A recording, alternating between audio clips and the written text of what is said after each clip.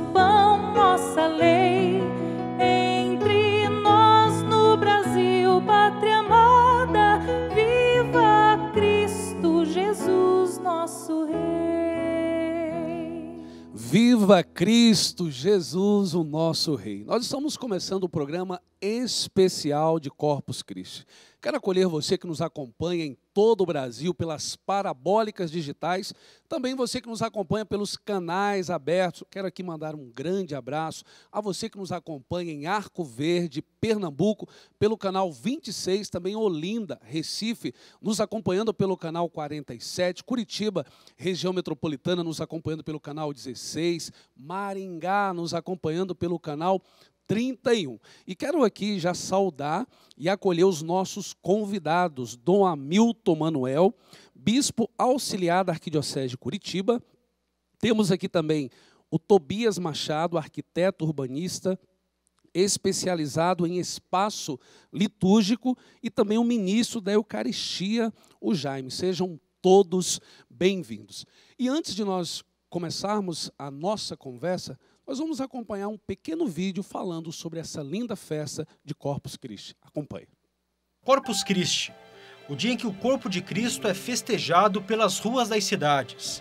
A data é móvel, sempre comemorada na segunda quinta-feira após o domingo de Pentecostes, recordando a Quinta-feira Santa, quando Jesus instituiu o sacramento da Eucaristia. A celebração teve origem em 1243 na Bélgica, quando uma religiosa teria tido visões de Cristo, lhe demonstrando o desejo de que o mistério da Eucaristia fosse celebrado com destaque. 20 anos depois, o Papa Urbano IV estendeu a festa para toda a Igreja, pedindo a São Tomás de Aquino que preparasse as leituras e textos litúrgicos, que até hoje são usados durante a celebração. Na data, tornou-se costume realizar uma procissão para manifestar publicamente a fé na Eucaristia. Mais tarde, em Portugal, a tradição de confeccionar tapetes foi adicionada à celebração. Que linda a nossa festa, festa de Corpus Christi. Mas eu quero perguntar ao Dom Hamilton. Dom Hamilton, a importância de nós demonstrarmos publicamente a nossa fé na Eucaristia, e já pegando aí carona na ilustração do nosso vídeo, o surgimento da festa de Corpus Christi. Muito bem. Falar sobre Corpus Christi é ter presente o sacramento da Eucaristia, um dos 7 sacramentos da Igreja, e que tem uma conotação muito especial para nós católicos, porque não se trata de uma simbologia, mas se trata da presença real do nosso Deus. Jesus Cristo presente na hóstia consagrada, no vinho consagrado, ou seja, pão e vinho. Depois da consagração, aí nós temos corpo, sangue, alma e divindade de nosso Senhor Jesus Cristo. Um mistério celebrado já pelos primeiros cristãos com o mandato do Senhor na última ceia. Tomai e comei, isto é meu corpo, tomai e bebei, isto é meu sangue. E ao final Jesus pede: fazei isto em memória de mim. É o que a Igreja vem fazendo ao longo de mais de 2000 anos, fazendo a memória do Senhor.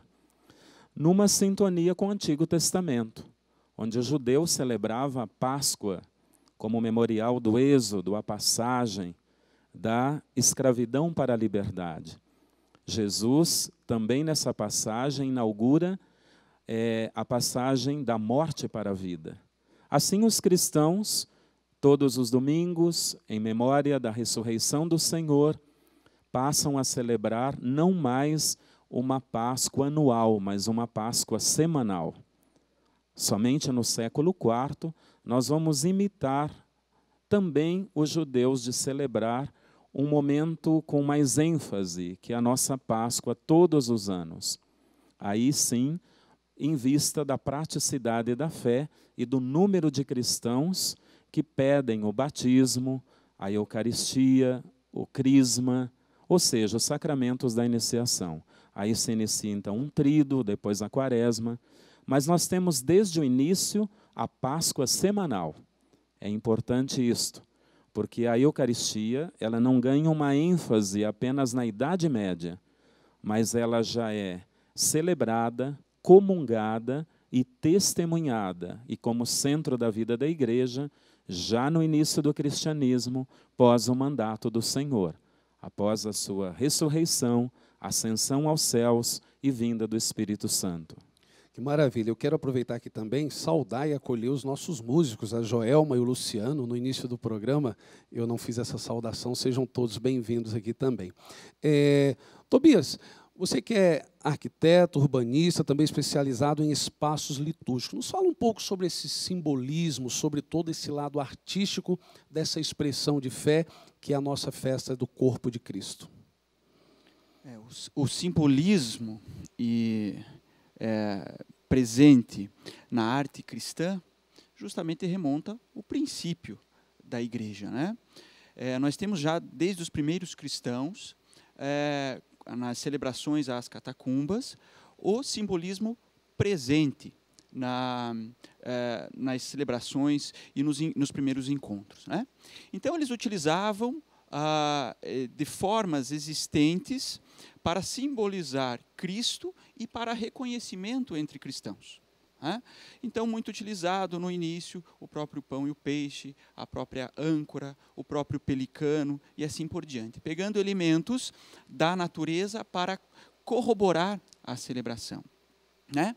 E isso se estende também até os nossos dias, respeitando os 2000 anos de história do cristianismo. Para o Corpus Christi, o simbolismo também é evidente em nossos tapetes, né?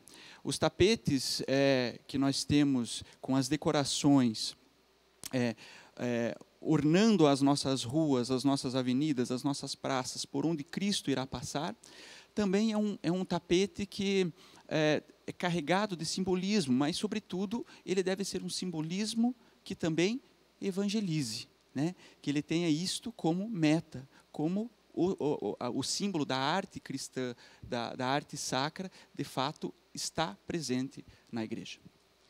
Maravilha. Eu falei um pouco aqui com o Dom Hamilton, com o Tobias, e agora eu quero me dirigir ao Jaime, ele que é ministro da Eucaristia. Jaime, nos fale um pouco sobre essa riqueza, que é justamente, ao mesmo tempo, essa missão de levar o corpo de Cristo, essa riqueza, às pessoas, sejam dentro das nossas comunidades, das nossas paróquias, ou seja, na casa dos enfermos.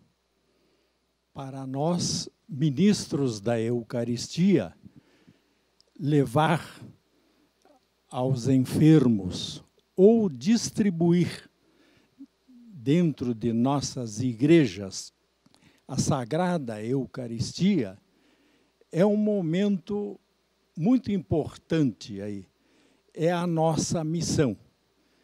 E nós, sempre que levamos aquele enfermo, essa Santa Eucaristia, percebemos aí como ele se reconforta, como mostrando que é um remédio não só para seu espírito, mas também para seu corpo, vencendo a enfermidade que ele se encontre acometido.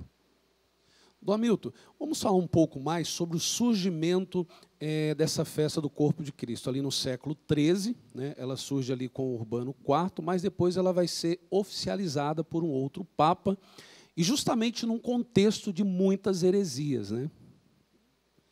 Sim, o contexto aí das heresias talvez seja a grande motivação da igreja para reforçar a presença real de Jesus Cristo na Eucaristia, a presença de Deus nos fortalecendo e caminhando conosco. Nós já temos no século XI, com o Berengário de Tours, um teólogo cristão francês, e ele começa uma heresia, colocando a razão e a lógica acima da fé, ou reduzindo a fé à razão e à lógica. E essa heresia que ele começou a espalhar, de que Jesus não estava presente na Eucaristia, negando o milagre da transubstanciação, começou a inquietar muitos cristãos. Aí, no século XIII, nós já temos, no mosteiro de Cornillon, na Bélgica, um chamado movimento eucarístico, aonde a bênção com o Santíssimo, a adoração diante do Santíssimo Sacramento e até a procissão com o Santíssimo, ali já tem um início. Antes do Papa Urbano IV, em 1264, lançar então uma bula. Isso tudo influencia. E a abadesa deste mosteiro da Bélgica é Santa Juliana, que desde pequena foi formada numa devoção forte à Eucaristia pela mãe. Ela sempre achou que a igreja necessitava de um ênfase à Eucaristia, uma festa dedicada ao Santíssimo Sacramento. E aí conta-se na sua história que ela teria tido algumas visões e ela levou isso ao conhecimento do bispo ali da sua diocese e também de Urbano IV, ainda quando era padre. E depois cardeal e depois papa, claro que ele conservou tudo aquilo que ouviu de Juliana, mais tarde, depois beata e canonizada. Mas essas controvérsias todas, com essa situação, ela favoreceu, então, esta bula do Papa Urbano IV, e quase um século depois de João 22, transmitindo ou estipulando, confirmando para toda a igreja. Tornando-se oficial, né? Isso, tornou-se então oficial. E o Concílio de Trento, no século XVI, ele diz claramente e oficializa, ou seja, ele confirma a presença real de Jesus na Eucaristia. Depois disso, nós não temos mais algo a duvidar ou contestar, né? Depois do Concílio de Trento. Mas tudo isso, da Idade Média, contribuiu para que nós não só oficializássemos na igreja uma festa, mas também saíssemos com o Santíssimo Sacramento pelas ruas. Aqui já tem um significado também bonito e de um compromisso público com Jesus Cristo que se celebra, se consagra e se comunga dentro da igreja. Agora significa comungar também com a vida fora da igreja. Isso é importante. Já não dá um sentido também já de missão, né? De missão. E aí lembramos bem as palavras do Papa Francisco hoje, uma igreja em saída. Uma igreja que reza, que louva, que agradece, que pede, que celebra, que comunga, mas que abre as suas portas e sai em missão. Porque nós precisamos encontrar o outro que sofre. E o outro que sofre está na família, está nas ruas, está na sociedade, está num sistema, uma cultura opressora, violenta, e é preciso de liberdade de vida. A Eucaristia nos traz toda essa dimensão. Que maravilha, gente. É a igreja em saída. Nós estamos falando dessa festa, um programa especial do Corpo de Cristo. E eu quero lembrar, você que está nos assistindo, que essa obra existe graças à sua generosidade, graças à sua ajuda. Nós estamos chegando em várias partes do nosso país. Mais uma vez eu quero saudar aqui Arco Verde, que passou a nos acompanhar pelo canal aberto, canal 26. E é graças à sua contribuição, é graças à sua generosidade, que a mensagem, a boa nova de nosso Senhor Jesus Cristo tem chegado em tantos lugares. Nesse mês de maio, nós estamos na segunda etapa da campanha das Santas Chagas, uma campanha de expansão. Nós queremos expandir a boa nova de nosso Senhor Jesus Cristo para os 5 estados, para 5 regiões, né? 27 federações, 5 regiões do nosso país. Então, faça uma contribuição extra e nos ajude a continuar evangelizando. Nós vamos para um breve intervalo, voltamos já.